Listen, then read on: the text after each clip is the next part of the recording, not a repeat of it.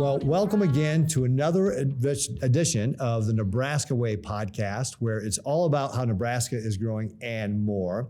Today, I'm very excited because we've got a great guest, Bishop Barron, Robert Barron, who is going to be talking about some of his ministries. He's somebody who I've been kind of following his career for. As I was looking at this, Bishop Barron, we've known each other now for like over a decade. I think it's been a decade now. Yeah. So, and because when I first met you, you were just Father Barron. Right. So, but you've obviously gotten promoted, so that's awesome. All right, so I'm going to get a little bit into your bio here. So, we got Bishop Barron is the Episcopal Vicar for the Santa Barbara Pastoral Region of the Archdiocese of Los Angeles. So you're one of 5 pastoral regions within the Archdiocese. That's right. Correct? That's right. And you were also appointed the titular bishop of Macarena and Mauritania and auxiliary bishop in 2015. So I'm going to kind of break a little bit here. What is Macarena of Mauritania? Well, it's a defunct diocese. So when you're named an auxiliary bishop, a bishop has to be a bishop of a place, right? So even though I'm assigned as an auxiliary of LA, you get what's called a titular see. It's like your title. So that diocese was an ancient diocese in North Africa, not far from Hippo. That's what I thought. Mauritania was in Africa. They were like, how did that? Right. So how did it land in Los Angeles? At one time, it was a Catholic diocese, and now it's defunct, of course. But you have to be assigned this titular see when you become an auxiliary bishop. All right. So did you ever get to go to Mauritania because of it? No. Too bad. If I went there to declare the lordship of Jesus, I might be in some serious trouble. You know, it would be deep in Islamic territory. I was going to say that might make you a martyr. So right. Okay, we're going to try to avoid that for now. So no, I've not been there. All right. So, but you're Bishop Barron. You received your MA in philosophy from Catholic University in 1982. And then you got your doctorate in sacred theology from the Institut Catholique de Paris in 1992, correct? So about 10 years later. And then shortly after your ordination, you served as an associate pastor of St. Paul's of the Cross Parish in Park Ridge, Illinois, and appointed to the theological seminary at Mundelein Seminary, or theological faculty at Mundelein Seminary, and served as a visiting professor at the University of Notre Dame and the Pontifical University of St. Thomas Aquinas in Rome. And I noticed that you were also a visiting scholar in residence at the North American Pontifical College in the Vatican. That's kind of a sweet gig, right? Where you're like a scholar in residence. Does that mean you just get to study? It means that in the first time I did it, I was a teacher at the Angelicum. That's the Pontifical University of Thomas Aquinas. I also gave lectures in the house. The second time I did it, I was writing a book. It was the book based on the series I did on Catholicism. So I was basically there to have the quiet and the free time to write this book. I did a little bit of lecturing too around the city, but my basic job then was to write a book. And often that's what the scholars and residents do when they go to the North American. It gives them time to, write something. Well, that's a pretty cool place to write a book though, right? Rome? Oh, it's wonderful. The Vatican? I lived in, if you've ever been there, the wall of the North American kind of opens up. And in the wall, they built apartments. And I lived in one of those little wall apartments for like 6 months. And basically, it's the quietest place I've ever lived in my life. And once the morning, prayers and mass were over, I would just go there and I'd spend hours writing. Oh, that's cool. That's cool. And you kind of already had it because you already done the series. And we're going to get to the series there in just a little bit. Okay. All right. So, but that actually that's a good segue into what we're going to mention next, though, is that you're the founder of Word on Fire, a global media ministry which has been spreading the message of the new evangelization since the year of 2000, right? That's about when you started. And then roughly, yeah. Yeah, so then Catholicism, that series, which is a 10 DVD mini-series on the Catholic Church and is global in nature. You were all around the world with that, New York, Italy, Spain, France, India, Africa, I think Mexico. South America, India, Philippines. Yeah, so you were all around the world. That actually, I was looking this up because I can't believe it's been this long. 2007 is when that was published, November 2007. No, we started filming around 2008. It came out in 2011. So it's 10 years. 2011. Oh, okay, 10 years. It's so 10 years since that came out. Yeah. Okay, 10-year anniversary. Because it's, okay, so just so you know, on Amazon, it says it was released in November 2007. I don't know why it says that. I don't know why it says that. But it also says you're an actor. Yeah, I'm the actor, right? So anyway, okay. So you're, and obviously you've published numerous books and essays, articles on theology and spirituality. You're a religion correspondent for NBC, but also appeared on Fox News, CNN, and EWTN. Yeah, So, that's right. and then, thank you so much for joining this podcast, where we get a chance to, share our Catholic faith here. And that's not the theme of the podcast broadly, but that's what we get to do today, is talk about that. So I'm very excited to hear about, more in depth about your career and what you've been doing. I want to talk a little bit about the Catholicism series. But before we get into all that, why don't you take us back? Were you raised Catholic? Did you convert to Catholicism?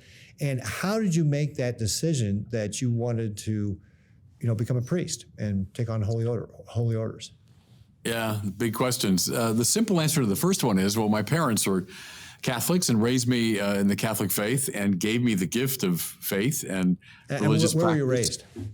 Outside Chicago. So I was born, my parents are Chicagoans. I spent 5 years as a kid outside of Detroit in a place called Birmingham, but most of my youth was spent in the suburbs of Chicago. And my parents had this very vibrant, Irish Catholic faith, which they passed on to me. I went to Catholic schools all my life. So that's why I'm a Catholic. I just took it in as a kid. But I also reached a point, Governor, where I had to make my own decision about it. I mean, we all receive something. I speak this language because I received it. I didn't choose this language. The same with religion in a way. We receive it. But then you reach a point of kind of critical distance where you say, well, okay, is this true? Is this right? There are a variety of religions. Why this one? And so, you go through a period of intellectual discernment and you say, I can now own this. I can appropriate it as my own. And my route into the priesthood, the second question, a lot of my life was spent working in seminaries. And that means helping people discern their vocation. I'm always fascinated by the unique way that God addresses each individual. So every vocation story, there's certain similar points, but they're all distinctive. They're all unique because God is tailoring his grace to a particular person, right? In my case, it really was through the mind. I'm a kid of 14 at the time. I'm a freshman in high school. And one of the young Dominican teachers we had at Fenwick High School taught us one of Aquinas' arguments for God's existence. And it wasn't like I didn't believe in God. I believed in God, but I'd never thought about it deeply before. And the fact that you could show rationally that it makes sense that God exists struck me as so interesting that I went to the library. This is long before internet. I went to the old library and found books. And I'm trying to read St. Thomas Aquinas, which is not an easy thing to do at any age. I was trying it at 14. But it just signaled how much that impressed me. And that was, I think, the opening of the door to a deeper relationship with God. I was aware of the reality of God in a way I'd not been before. I'd put it that way. And that was probably the opening of the door toward the priesthood. But then, through ups and downs and back and forth and so on. But I basically stayed on that path, and I'm still on it many years later. Very cool. So was there, was your family supportive as you were going through this? Was there a teacher as you're going through high school that was supportive, that really encouraged you to take that next step? Well, at first I mentioned this teacher. He's still alive. His name is Father Tom Paulson, who introduced me to Aquinas as a kid. My teachers later on in high school, they kind of figured, this kid is interested in these philosophical and religious questions. And so they began, guiding my reading a little bit. My parents were great. I would say they were models of how to do this. In other words, they were happy and proud that I was thinking about the priesthood, but they were always absolutely insistent that they're not putting pressure on me. See, keep in mind too, Governor, we're at a certain age where I remember when becoming a priest was like, hey, that's about the coolest, best thing you could do if you're in a Catholic family. Now that's changed. Young people today, when they say I want to be a priest, they meet a lot of cultural resistance, and often in their own families. Right. Well, that was not true in my day. I mean, my family was thrilled, but I say they were models because they never forced it. They never said, we'll be so disappointed if you ever leave. Just the contrary. So they were great. They were great all the way through my years in the seminary. Great. So for those who are not Catholic, they may have misconceptions about the Catholic faith. What are some of those common misconceptions that you have run into? throughout your career. And how do you address them? Like, what are the kind of the big things that you run into? And how do you address those with folks who maybe aren't Catholic, or maybe you're Catholic and just don't know their own faith very well? Yeah. Remember Fulton Sheen years ago said that the number of people that really understand Catholicism and reject it is quite small. The number of those who don't understand it and reject this misunderstanding, they're the big number. I think that's still true. So misconceptions, one of them would be, oh, Catholics, you're obsessed with sex, you're obsessed with sexual sin, you're just a religion of rules and so on. My response to that is, we tend to surround with rules things we consider precious, right? If you're just wandering out in the field and there's a rock on the ground, you don't say, hey, can I pick that up, and could I take that home? Yeah, sure, I don't care. It's just a stupid rock. No one cares. There are no rules about it. But this is for your family. If I walk into Wrigley Field in Chicago, one of the most sacred shrines in American baseball, hey, I'm going to run on the field. Let me jump over the wall and run on the field, and I'm going to take some of the ivy down from the wall. Well, of course not. It's because we think Wrigley Field is a precious place, that we surround it with rules. You got to have a ticket to get in, and there are people watching you, et cetera. I don't walk into the Louvre and say, hey, that Mona Lisa, that's good, but I could improve it. Let me add to that. No, the more precious something is, the more we surround it with rules. So I would say the church is not like obsessed in a puritanical way with sex, or we're trying to, deny people pleasure and all that. No, we reverence sexuality as one of the most powerful sacramental signs of God's love. When Paul says that the love of husband and wife is a sign of Christ's love for his church, that's an extraordinary thing to say. Well, that's why we surround it with rules and restrictions and so on. So that's one, I think, misunderstanding. Another one is that the church is somehow obscurantist, or it's opposed to reason. It represents this old form of thinking before the rise of the sciences and, Galileo and all of that business, which is, of course, so much nonsense. The church is the oldest still existing intellectual tradition in the West. You think of the greatest intellectual figures in the ancient world: Augustine, Chrysostom, Jerome, come up in the Middle Ages with Anselm and Aquinas and Bonaventure, come up to John Henry Newman, come all the way up to Chesterton and John Paul II. Some of the greatest minds in our tradition have been associated with the Catholic Church. The church reverences reason. We never say faith is opposed to reason. We always say faith and reason, right? Fides et ratio. John Paul writes an encyclical with that title. So I think that's another misconception, that we're somehow opposed to the sciences or opposed to reason. On the contrary, I would argue the sciences emerged up out of a religious matrix. Think of, the universities that trained the first great scientists, from Galileo and Descartes and Newton. Well, they're church-sponsored universities, and it came out of a religious view, namely that the world is intelligible. Right? The world is imbued with pattern and reason and intelligibility. Well, where's that come from, that idea? That's a religious idea, that an intelligent God has made the universe, and it's marked, therefore, by intelligibility. You can't get science off the ground unless you assume that, right? If you assume the world is just chaotic, there's no order or harmony to it, well, you can't do biology, chemistry, psychology, anything else. Anyway, that's one way I respond to the charge that we're somehow opposed to reason. Very good. Actually, I hear the same thing from some of my friends about, you're a Catholic, you got all these rules, man, it's so restrictive. And I'm like, actually, it's just kind of the opposite. For me, it is about you're freeing yourself from all the bad things that will happen if you don't have discipline, if you don't follow those rules. It's actually liberating. It's just the opposite, by having the instruction on how we behave and how we treat each other.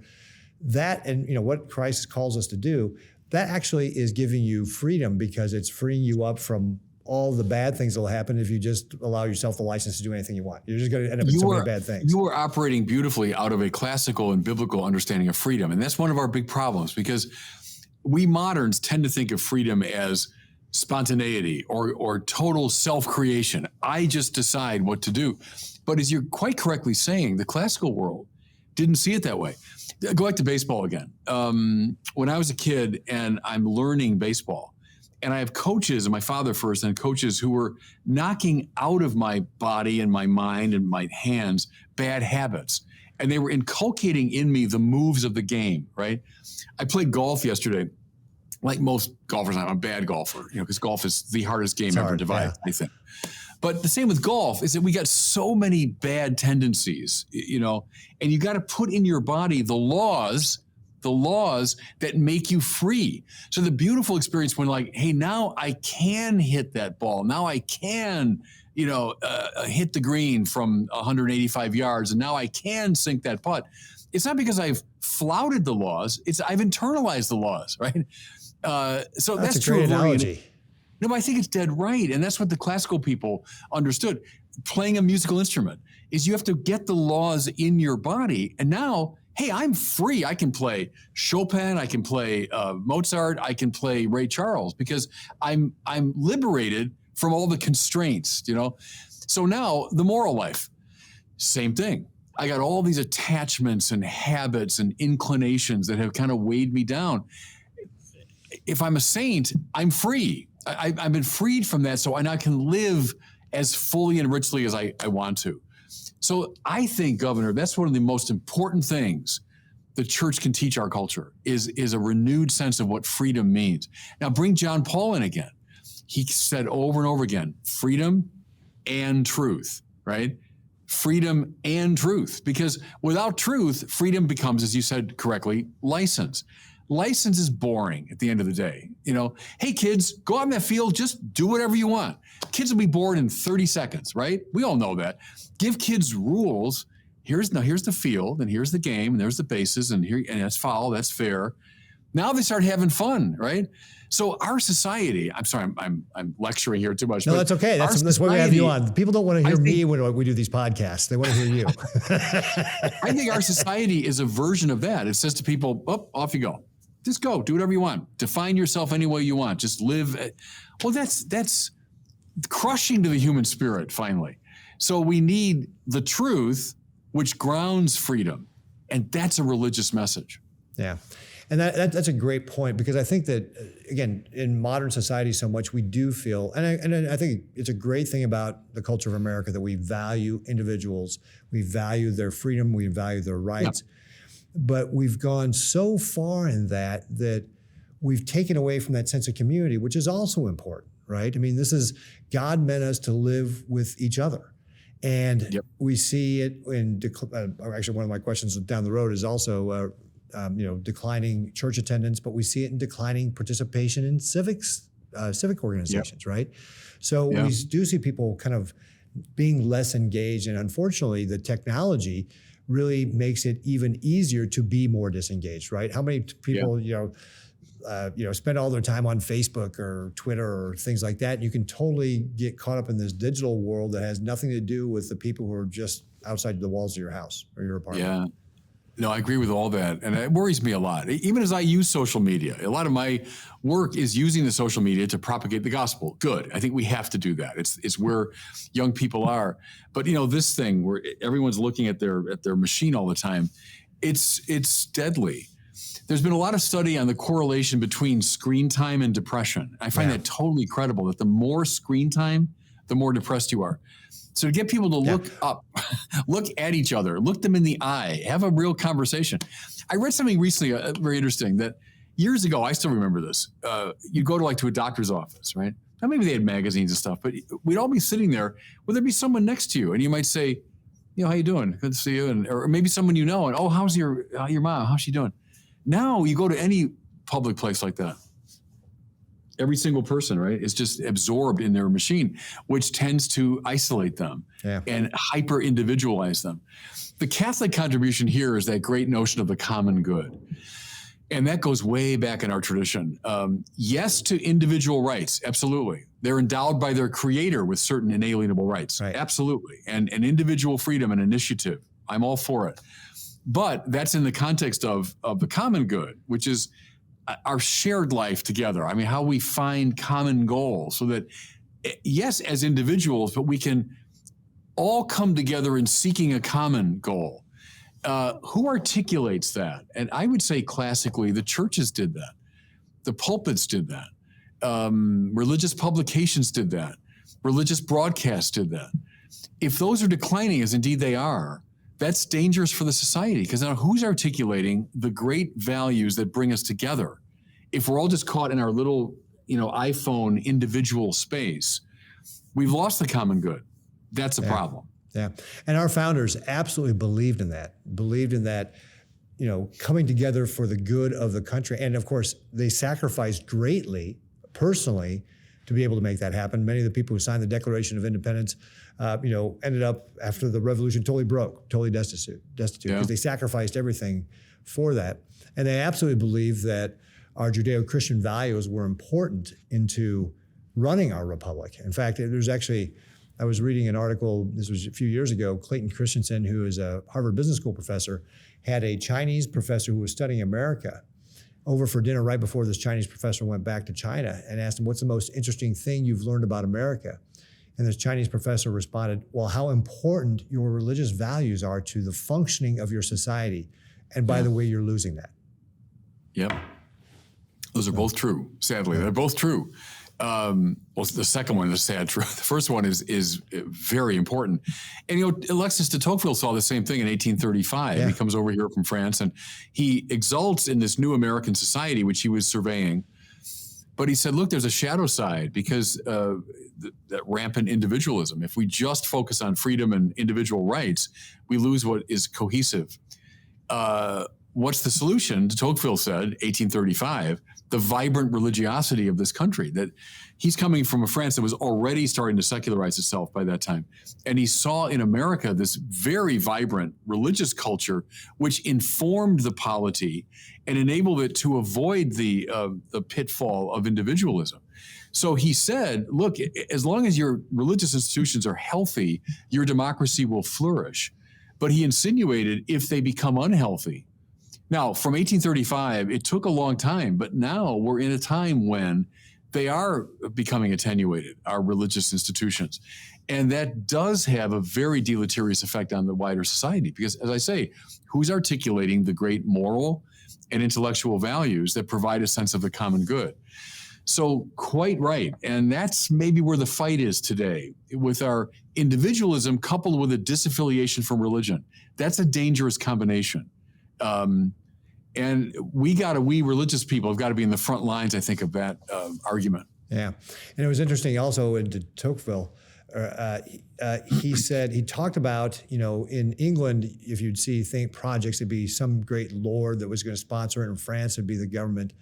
But in America, it was the small groups of community members getting together, getting back to that idea you were talking about of the shared common good at a local level that he thought was such a strength of our nation. And again, to me, that's what we see when we see, civics groups declining, people not joining those things and not working on projects for the common good in the local communities. That's a sign that we're losing that strength that Alexis de Tocqueville saw back in 1835. No, quite right. And in Catholic social teaching, you have those twin principles of subsidiarity on the one hand and solidarity on the other hand. We've been talking about both indirectly. Subsidiarity is what you're describing, that most political, economic, social issues ought to be adjudicated at the most local level possible. And only when they can't be adjudicated there should they move to the next level of authority, right? That there's a prejudice always in favor of the local. That's a very healthy instinct of Catholic social teaching. Now, couple that, though, with solidarity, which is the common good. So it's not just me doing my little project by myself, but I'm doing the project at this local level, but with a sense of how it links to the projects you're doing and the project you're doing. And all of us are contributing to the overall health of our society. That's Catholic social teaching, when subsidiarity and solidarity come together. Yeah, cool. Well, let's talk about what you've been doing with regard to that, because you've got the Word on Fire Ministries and your series on Catholicism, which is I found it early. I'm glad it's not been 14 years, because I'm like, geez, I can't believe it's been that long. 10-year anniversary of that, which I see that you can actually go online and get it for free if you sign up. I'm like, hey, what happened here, Bishop Barron? I paid for that because it was 10 years ago, whenever I bought it. But talk to me about the Word. How did you get involved in the Word on Fire? I mean, one of the things as politicians we always focus on is reach the people where they are. And so your Word on Fire ministry is really leveraging that through different media, with obviously the DVD series 10 years ago on Catholicism, which really talked about just, the breadth and scope of the Catholic Church globally. And then also, you're using digital technology to reach people as well. So tell us, how did that all come about? Tell us about, how that's worked. And then please talk us a little bit about that, the series on Catholicism. Yeah. Well, I was a professor at the seminary. So go back now to the 90s. I came back from Europe. I had my doctorate and I started teaching. And I started getting on the Catholic speaker circuit. So, going around to dioceses, talking to priest groups and lay groups. And then I began writing books and then giving retreats. And so that was my life. I was into all that. But it began to occur to me, like late 90s, that all that's good, but we could do so much more if we hooked up to the media. Now, this is even before the new media. I was still talking there about radio, TV, and so on, film. So I started doing it. My first outreach was to WGN Radio in Chicago. And I said, hey, what would it cost me to have a sermon program on Sunday morning? And they said, well, we got a good time at 5:15 a.m. and we'll be on for 15 minutes right before Lutheran hour. And if you give us $50,000, we can give you that time slot. So I went to my local parish where I was helping out at the time, and I told them exactly what I told you. And they raised the money for me. And that's how I first got on the radio. We then developed a website, and I didn't even know what a website was. We're talking now early 2000s, And a friend of mine said, hey, we put this thing up and we can house the sermons on this website. So that's where the Word on Fire website started. I then started filming some of the talks I've been giving, like retreats and lectures. And then some of those got on EWTN. And so that raised the profile even more. But the breakthrough was, as you already said, the Catholicism series. That came from a board member of Word on Fire, not a board person, a member of our board, who said, hey, if you were dreaming, what's your dream project? And I basically laid out the Catholicism series. I said, I would go all over the world.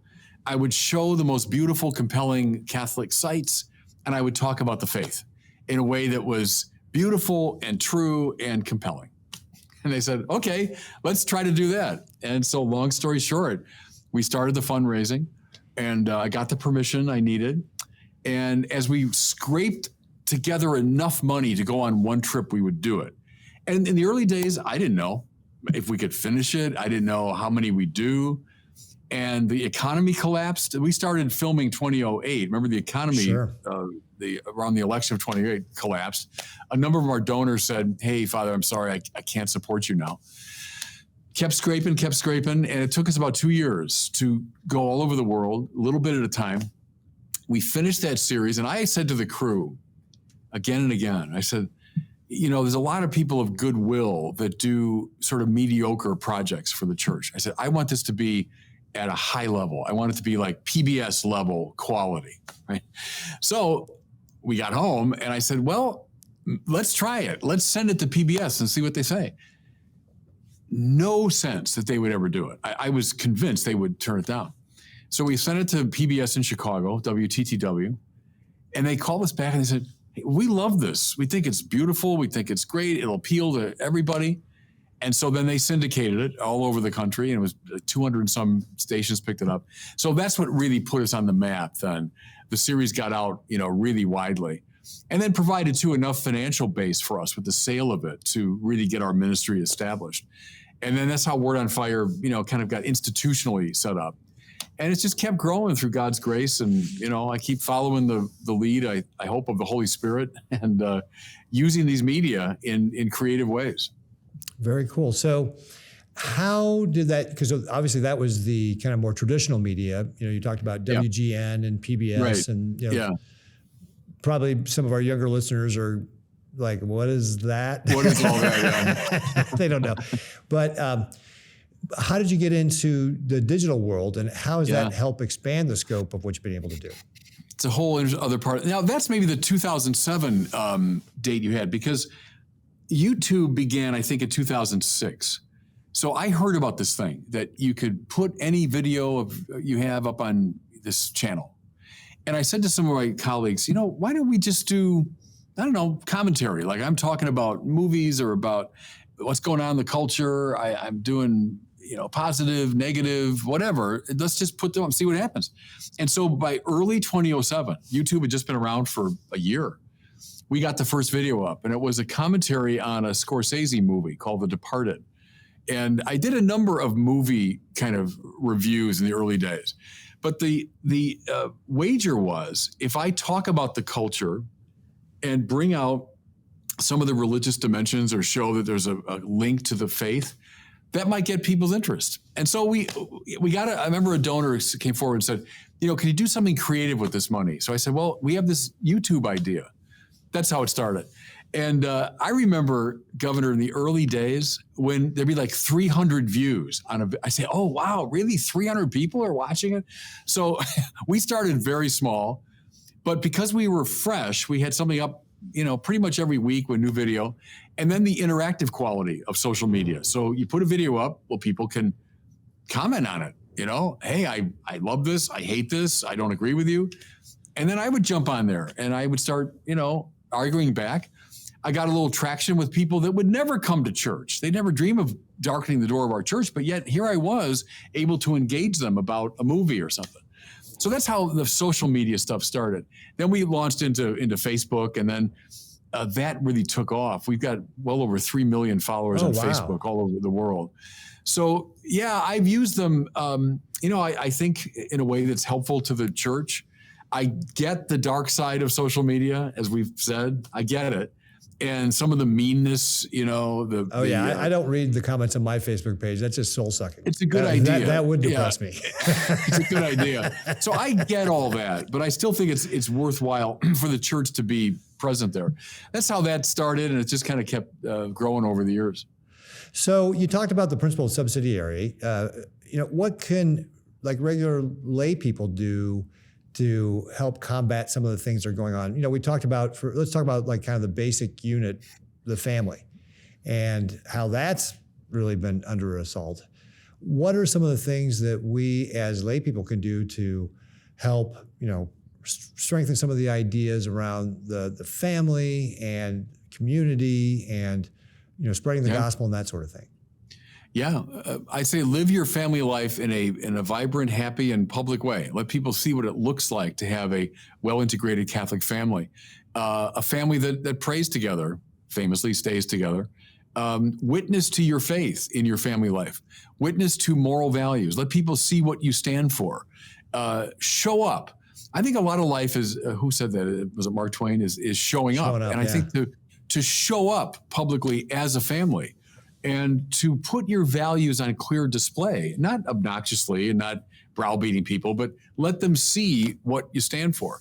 I think being very intentional about education, I worry about that a lot, especially out here in California, where public education, I think, is very much becoming captive to the woke extremism.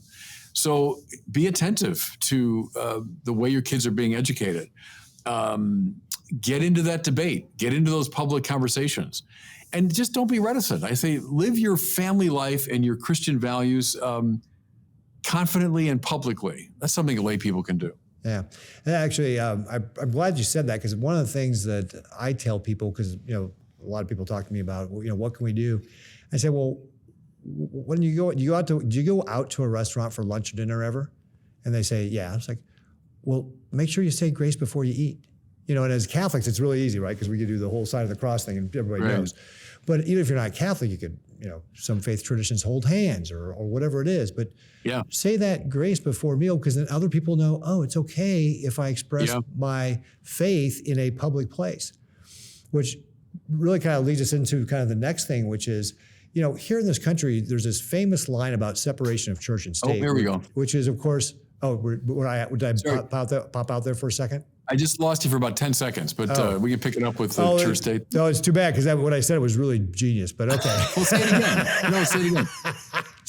I was talking about when one of the things people ask me what to do, I said, hey, pray in public, or when you go to out to a restaurant, say grace before you eat. And, as Catholics, we do the sign of the cross where we can tell, but that's one of the ways that other people who are of faith will go, oh, it's okay that I share my faith in public. And it gets to this topic that I want to talk about, which is the separation of church and state, and how that's really been misconstrued to mean freedom of religion is freedom from religion, and that we're not supposed to bring our religious views to the public square. But our founders obviously thought just the opposite. And looking for ways that we can, talk about that.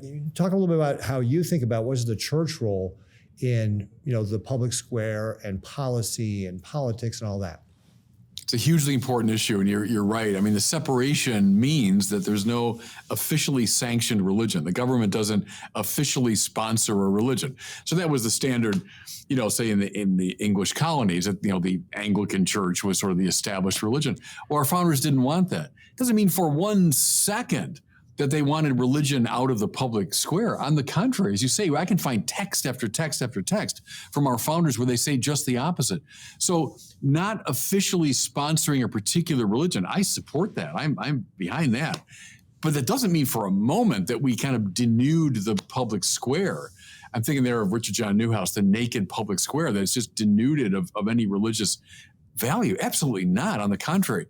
The religions bring into the conversation these moral, aesthetic, and intellectual values that ought to inform the political conversation.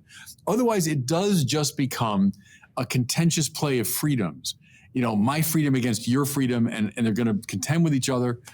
Well, that's never going to be the ground for a properly functioning polity. What you need are these great aesthetic and moral and intellectual values that the churches play a large role, not exclusively the churches, but they play a large role in articulating those.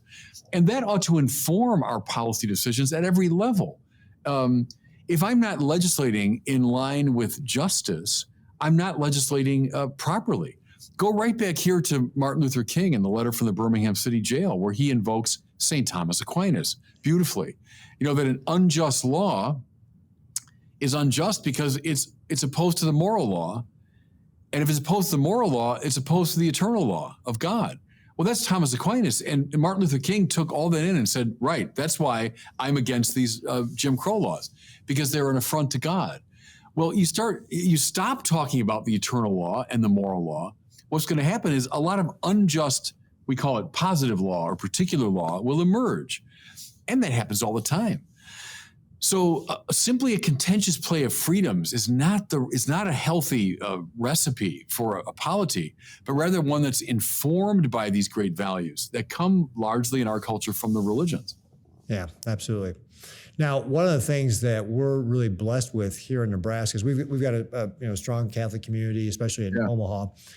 Yeah, we've got a great Catholic school system, but we also have Lutheran schools, we got Christian schools, and about 40,000 students are involved in these different schools. Oh. How do you see the church's role in education playing a part in our overall society and some of the things we just talked about? Huge. And that's one of the ways. So from pulpits, yes, indeed, but largely, from the universities. And if the universities abdicate this responsibility and they simply start echoing, the ideals of the secular culture, we're going to lose an awful lot. The Catholic universities, the Catholic schools, the Catholic colleges, indispensable. I spoke not long ago, a couple of years ago, to a group of young Jesuits, newly ordained Jesuit priests. And a lot of them are involved in, social justice kind of ministry and with the poor and the immigrants and so on. And they asked me at the end of my presentation, well, what advice would you give us? And I said, look, I love all the stuff you're doing. I think it's really important. But right now in the culture, I said, I think you guys should get back in your schools. You get back in your high schools and your colleges and your universities. And you should bring not just what they can hear anywhere else, but bring the distinctively Catholic vision of things. Talk about serving the poor. See, it's not just the economically poor, but the intellectually poor and the culturally poor. Pope Francis calls them the people on the existential margins, Well, we need to go there with our Catholic sensibility, and the schools are indispensable for that. Yeah, absolutely. So my son went to Creighton Prep, which is all boys Catholic Jesuit school in Omaha. Okay. Yeah. And one of the things I love about it is their whole theme of a man for others. So if you're talking about, yes, you want to go out and serve those who need your help, but if you want to be a force multiplier, go out and get all those young people, right, to take up that same mission and go out and do that, because that's how you can reach a lot more people. And I got to tell you again, I was totally impressed that that's something that he could get from that education. That, and again, back in my day when because I went to public schools, teachers tried to teach you, the right way of doing things, right? They would tell you, you don't lie to people and things like that, but it didn't have the same sort of overarching theme or philosophy that held it all together. You know what I mean? Yeah, absolutely. And without that, the society suffers. That's the important thing. It's not just the church is suffering because our numbers are going down or the schools aren't as strong. They serve a societal purpose. When the religions are weakened, the society is weakened. And we see evidence of that everywhere, it seems to me. So it's not just a sectarian parochial interest, like, our institutions are going down. That affects the wider society. You stop believing in God, you stop believing in objective moral values. You stop believing in objective moral values, then your particular law is not informed by those values. It just becomes a way of propagating contentious individual freedom. And then the whole society suffers. So who speaks for those values? Okay? Who speaks for them? And the churches have played that role now for centuries. We got to still play it. Yeah. I mean, I think you see a lot of what you're talking about right now in our society when, especially, obviously I'm a Republican. I see it in the Democrat Party, is you see a lot of folks who have gotten away. I think it was actually one of the Democrat conventions that they said they took God out of their bylaws or their overall mission of what they were talking about. They took that out, or they voted to, and maybe they put it back in. But the point was they were really trying to divorce themselves from that.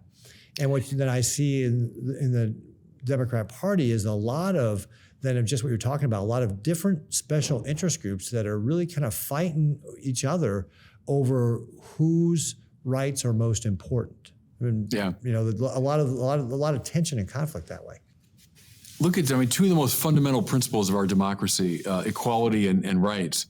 But attend to Jefferson, all men are created equal. They're not equal in any other way that I can tell. We're unequal in intelligence, beauty, skill, strength, everything. We're unequal radically. How are we equal? Created. We're equally created by God. We're equally children of God, right? Furthermore, they're endowed by their creator with certain inalienable rights. The minute you get God out of the picture, rights now become a prerogative of the state, the elite, those who think, now you get rights, but you don't. That's very dangerous for our democracy. God out of the equation, I tremble for equality and I tremble for rights. So this game of, the separation of church and state means religion's out of the public sphere. That's dangerous talk in a polity like ours. It's very dangerous talk because I would tremble for our democracy if God is eliminated. Bishop, I agree with you 100% on that. And I've never really thought about it quite the way you put it, but that's exactly right. Because if you go back to the founding of our nation, it was really radical at the time, right? Yeah. Because our founders did what you just said was our rights come to us from God. We form a government to protect those rights. Right. Almost all other governments prior to that time, it had been flipped around. The rights came from the state and they were, doled out to the people. But to your point, if you have the state deciding who gets what's rights and there's no other higher moral law here, it's all arbitrary. And absolutely right. Jefferson says that governments are instituted among men.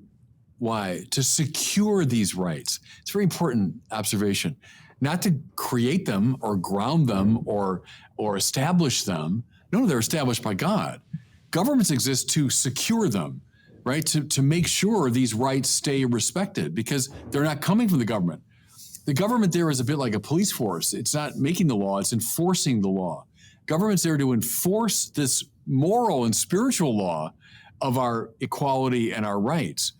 That little word, I think George Will argued that little word secure is very important in the Declaration. Because you're correct.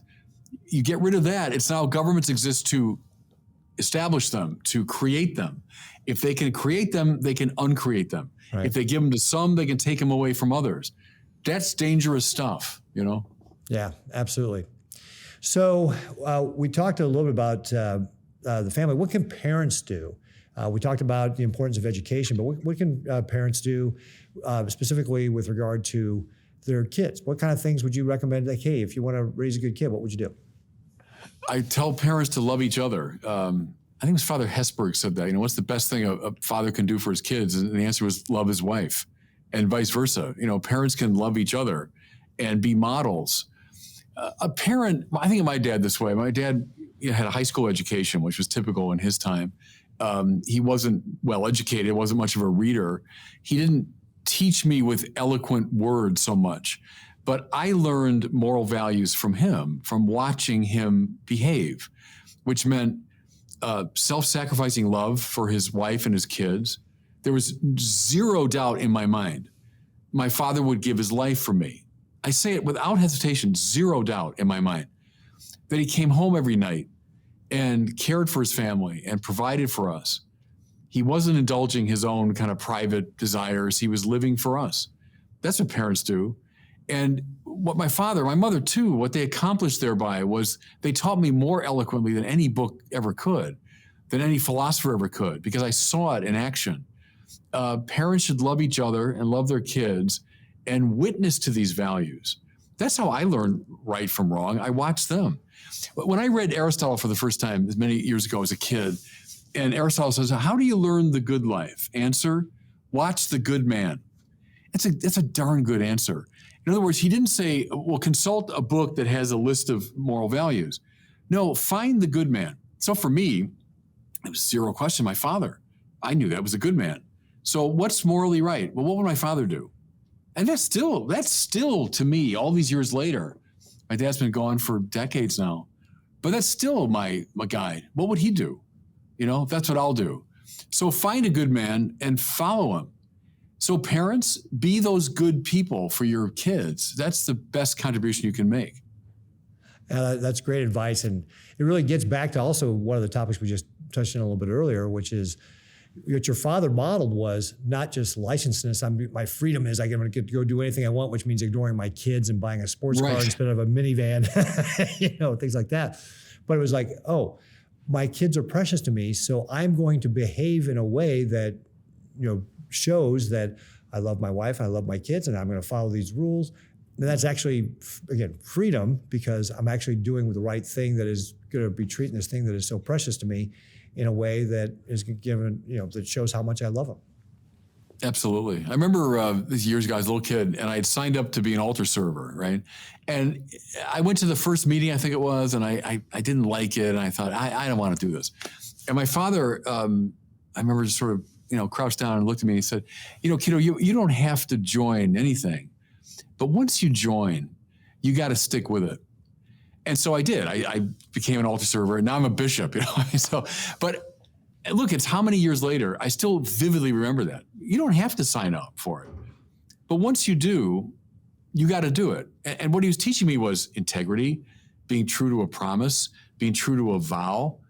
So I took promises when I became a priest many years ago. Well, all right, you don't have to be a priest. You don't have to join. But once you do, you got to stick with it. Well, he taught me that. He modeled that to me. That's what parents can do. Yeah, that's cool. Well, now let's talk about, we talked about some of the decline in church attendance. I think, read this different studies, church attendance is down 12% over whatever period of time. Or you look at, I think there was a survey out not too long ago that talked about how for the first time in U.S. history, they're doing the surveying, more people are not attending church than are attending church or something like that. Yeah. What is the role of the church? Like, how do you reverse this decline? If we just talked about and you buy into the argument that's so important for the functioning of our nation, what does the church do to help reverse that climb? What's the church's role in this? Yeah, it's at a lot of levels, I think. Here's the first observation, Governor, is that anyone that knows church history, we've been around for 2,000 years. Cultures come and go. Cultures rise and fall. Sometimes they're very agreeable to us. Other times they're not. In fact, they've been so disagreeable at times that it's the age of martyrs. In the ancient church, and the greatest century for martyrs in the history of the church was the 20th century. So really? There are times, yes, I think that the stat is something like there were more martyrs in the 20th century than all the previous centuries combined. Think of the martyrs, produced by the Soviet Union, produced by China, produced by the Nazis, and so on. And so the cultures come and go. They rise and fall. Sometimes they're with us, sometimes they're against us. So a first step is to get a certain perspective. Like, okay, right now, the Western culture is kind of antipathetic to religion. Okay, it's been that way sometimes in the past. What do? You remain faithful. You remain faithful in season and out. You remain faithful when they like you, when they don't like you. You remain faithful when it makes you popular in a culture, when it makes you unpopular. So a first call of the church is fidelity. The famous Mother Teresa line is, we're not called to success, but to fidelity. We might not be successful in our culture right now. Okay, who cares? Be faithful. And at all these levels, at the level of the family, at the level of the community, level of society, level of education. Be faithful, be faithful. What I'm trying to do is bring, I hope, a faithful voice into the media and into even sometimes the secular media. So the church needs to be faithful to its great principles. And sometimes they'll make you popular, sometimes they won't. That's not my call. I shouldn't have to worry about that.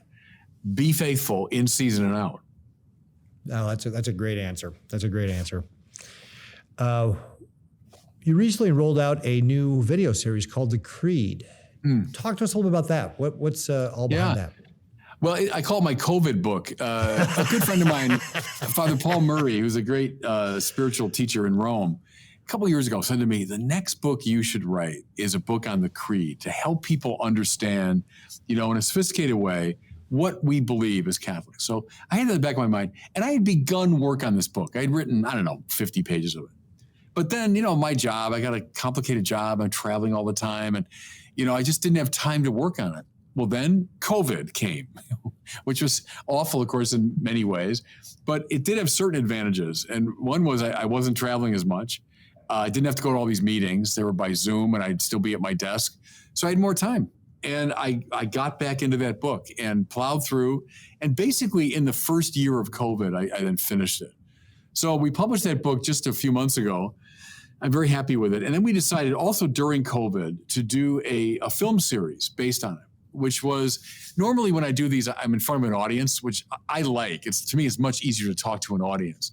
But we couldn't get audiences during COVID. Right. So we just brought cameras into these beautiful places out here in Southern California, missions and parishes. And then I would give these lectures that were based on the Creed. So we brought out a DVD series along with the book. And it's my friend Paul Murray's inspiration that we need to remind Catholics again of what it is we believe to overcome a lot of false, understandings and inadequate accounts. And here's what we believe. So that's the Creed thing. I'm very proud of that.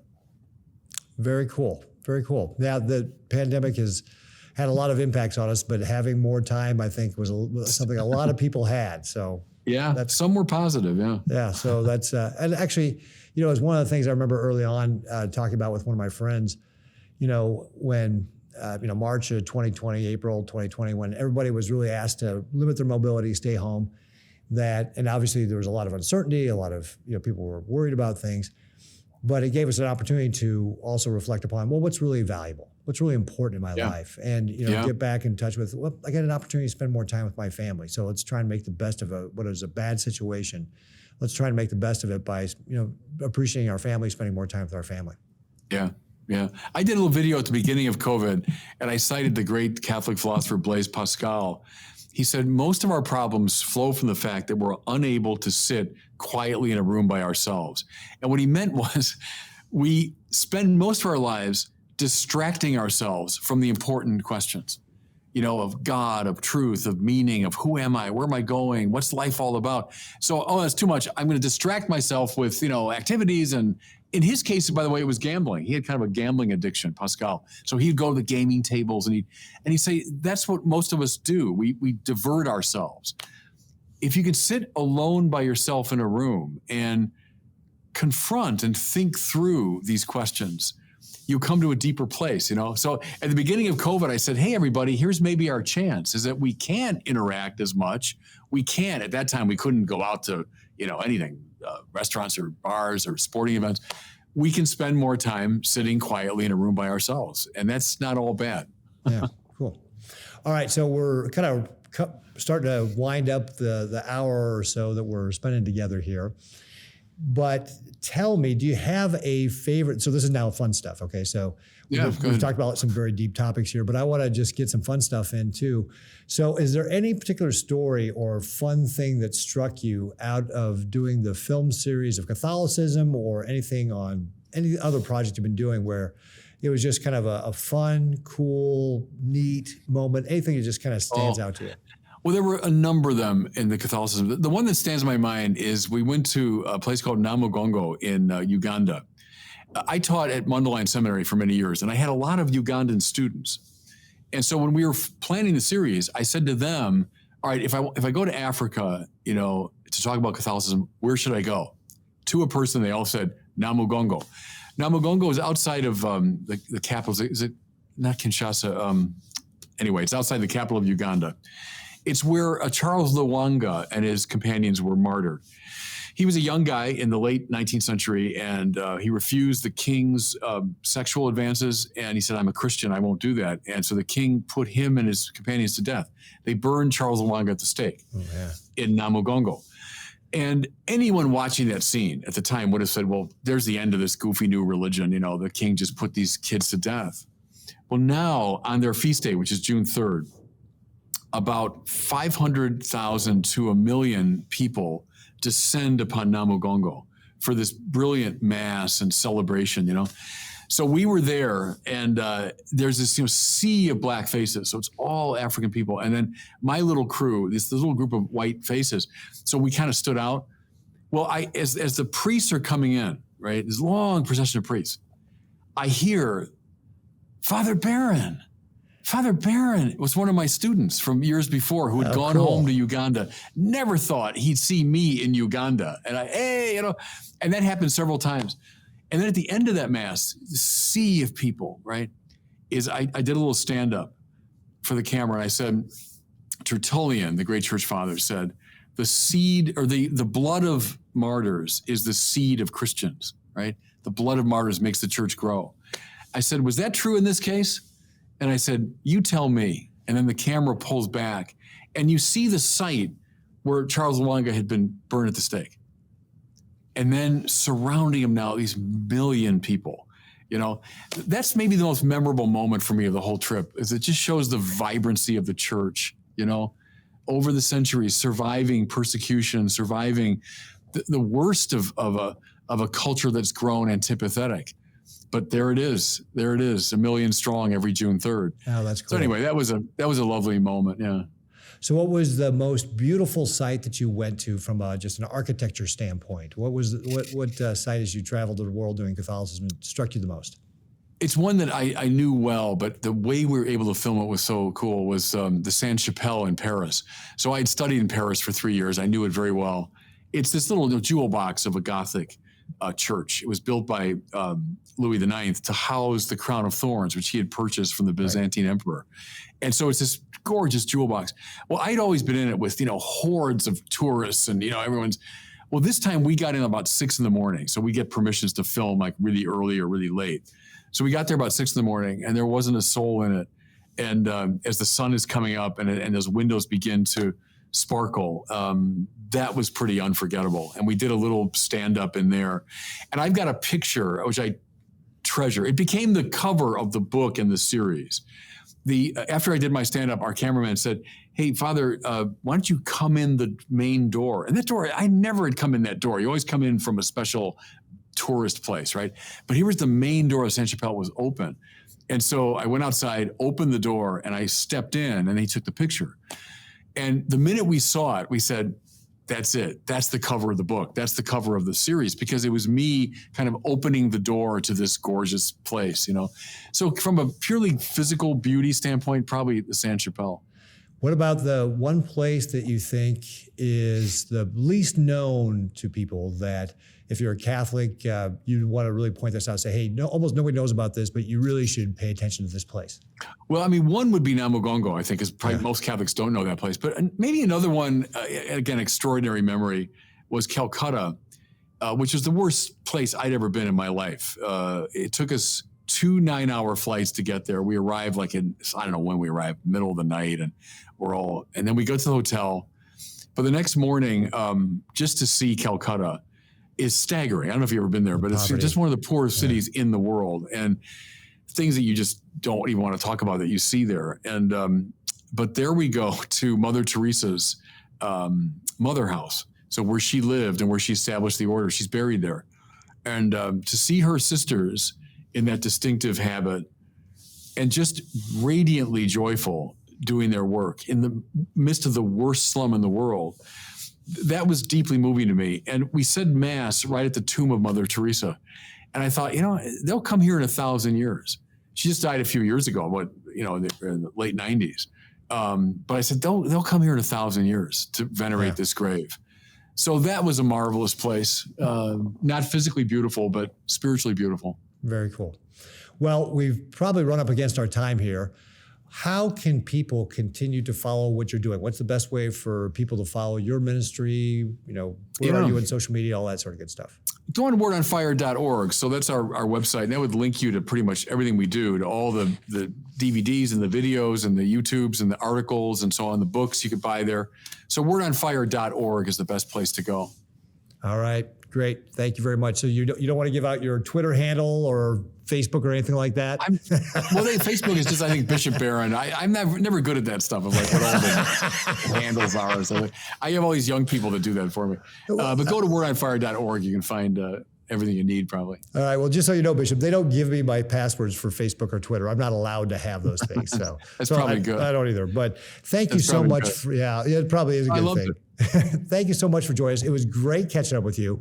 Wonderful to be with you. Appreciate you so much taking the time, and thank you for being flexible to allow us to reschedule this. We had to reschedule this time. So Thank you so much. It's been great seeing you, and thank you again to all of our viewers and listeners. We really appreciate you taking the time to spend with us. Please, if you want to follow us, you can go at Gov Ricketts is the Twitter. We're on Facebook. You can go pete.ricketts@nebraska.gov is our email address. Please subscribe to the podcast if you haven't already. Leave us a nice 5-star rating. That always helps to be able to get the word out. I'm shamelessly self-promoting, so got to do all that sort of stuff. But thank you once again, everybody, for joining us for another version of the Nebraska Way. We really appreciate it. Again, Father Barron, thank you so much. Really enjoyed talking with you. You have a great day. And by the way, please keep all of us in your prayers. Be happy to. God bless you all. All right, great. Thank you very much. Thanks, Governor.